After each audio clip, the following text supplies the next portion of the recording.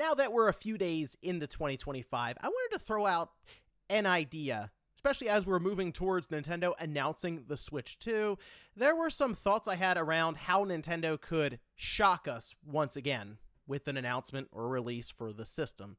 And I think it's going to be harder to do now with all of the different handhelds out there that are fairly capable and showing all kinds of big budget AAA games running, even portably off of a battery. But I think there's maybe some kind of surprise they have up their sleeve, and, well, it would technically involve a couple of other companies. I wanted to go over that here today. So if you guys enjoy this video, make sure to hit that like button, subscribe if you're new. Now, as I mentioned, this is kind of a wild out there idea, but for some reason, I've come back to it a couple of times after seeing just sort of how the gaming industry and the landscape right now with releases and platforms have evolved since we first saw the Switch. I mean, think about it. We have to go back to 2016 when Nintendo originally released the trailer introducing the concept, the name, everything about it. And then we didn't have all these different gaming handhelds out there. I mean, I think we had, the GPD Win, and that was nowhere near capable as to what we see with, a Steam Deck, a ROG Ally, the Lenovo Legion Go, and insert any other PC handheld that seems to be breaking on the scene every few months now. So it's just, things have changed a lot, and that also comes back to things changing quite a bit with the approach to game releases from platform holders. You could think of Microsoft as being a big example, go back to 2016 to now, they are talking about moving things to PlayStation just about across the board. They have no issues currently releasing some of their big budget first-party releases onto Sony's platform, and certainly they have no problem on Nintendo's platform. So, to me, that's one of the big things that could certainly shock some people, catch some people off guard, maybe a bit, because as we go into Nintendo's eventual reveal of the system, which it's been mentioned at length at this point, but we are technically counting down at the very least to March 31st, 2025. So we are less than 3 months away from it. And I feel like Nintendo isn't going to wait until the very last day to announce this thing. So we're technically now, you could say, weeks away from at least the initial reveal of this thing.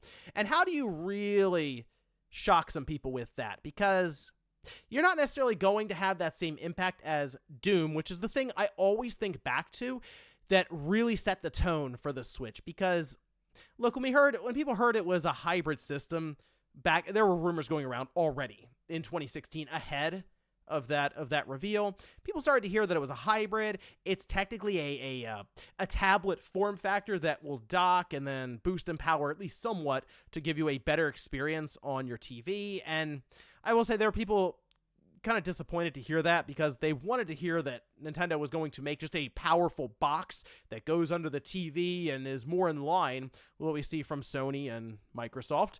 They went the opposite route, turned out to be a great idea. Clearly, with hindsight now, we'll all say that's what they should have done.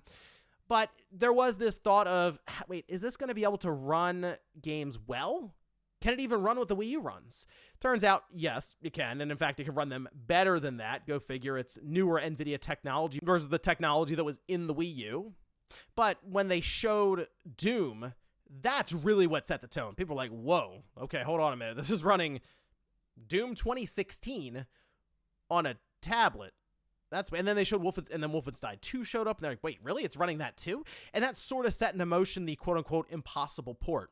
That's out the window now, because we see, all these big games running on Steam Decks, ROG Allies, etc. So you can't really have that same impact. It'll actually be surprising if some of those big AAA games are not there. That'll be like, oh, what happened? What all of a sudden Nintendo can't get some of these big games from these companies? No, actually, I think we will see a large number, just a number of AAA third-party games being there immediately, as soon as possible.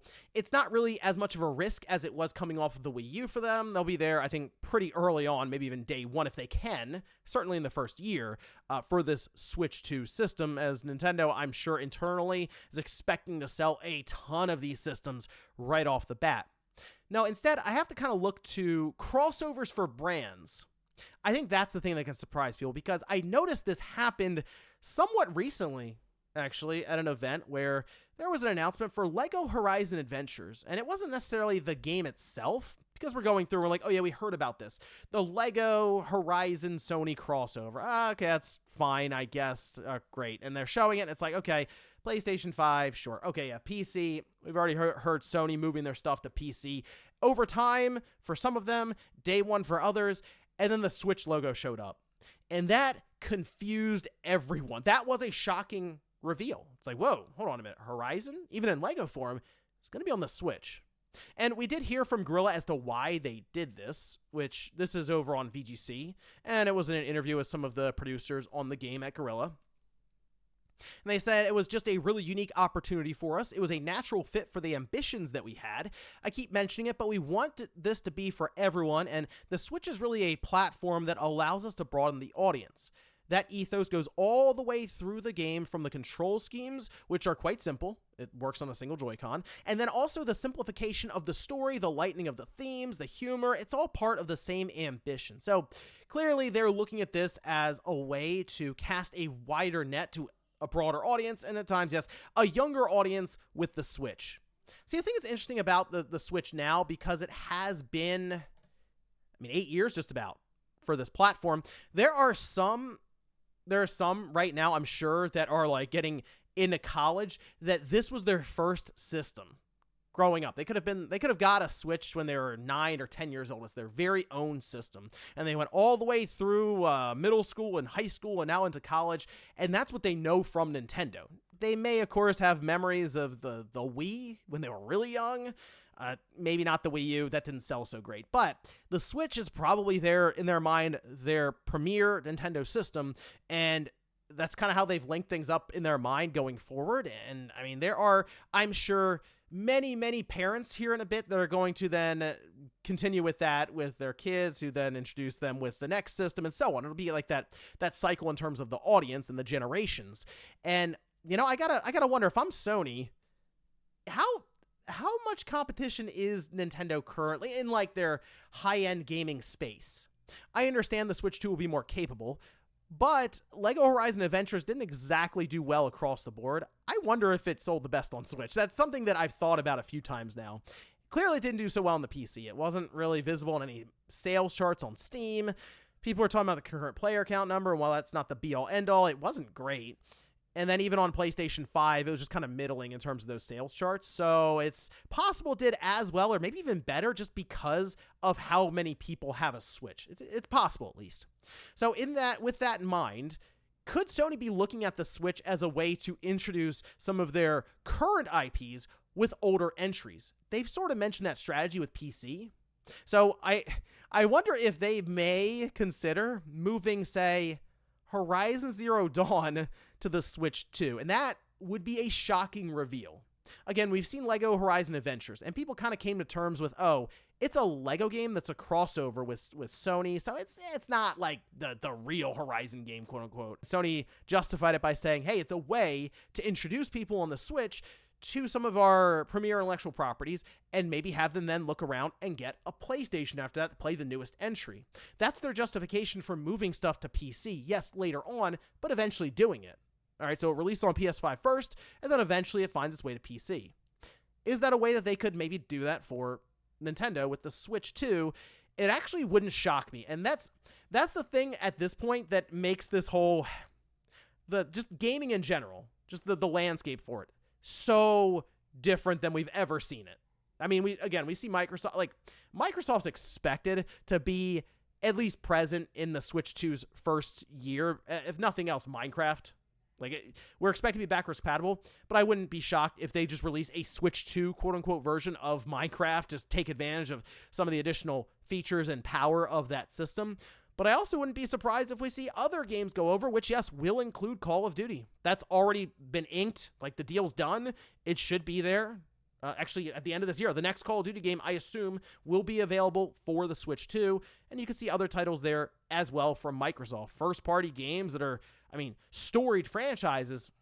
It wouldn't shock me at this point if Halo showed up. That's where we are with it.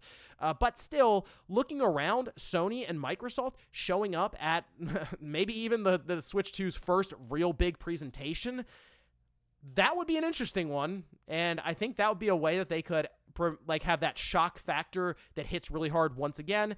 Not necessarily the same way that Doom did, because that was more on the technical side, but more in line with, whoa, I didn't think I'd ever necessarily see this happen. A PlayStation logo that's not MLB The Show or LEGO Horizon Adventures, but a premier Sony IP showing up on the Switch 2. Oh, and let's not forget Sony's big live service push right now, where they themselves say they're looking for as many active users as possible, and they have no issue currently launching on PC and PlayStation consoles day and date. I also wonder if they could have their PlayStation login portal that set up on the Switch, because we've seen that with Microsoft and some of their Xbox games that have gone over, say like Minecraft, where you need to sign in with your Microsoft account. Might be a good way for Sony to continue growing their PlayStation network even off of PlayStation. We've seen them do that quite a bit with PC. And while it's been met with a lot of frustration, it's still something that seems to be working for them, at least at this point, with a title like Helldivers 2, which might actually be an interesting fit for the Switch 2. That would be something to see, and it would be an interesting time in gaming. But it was just an idea I had kind of kicking around as something that Sony and Nintendo could figure out to really make that Switch 2 jump off the page. But let me know what you guys think about this down below, and if it's even possible, this crazy idea of Sony showing up with some of their more storied franchises on PlayStation, but just on Switch 2 to cast a wider net and maybe get some of these people interested in games you can only then find day one on the PlayStation 5 and eventually PlayStation 6. Thanks guys for watching, and I'll see you next time.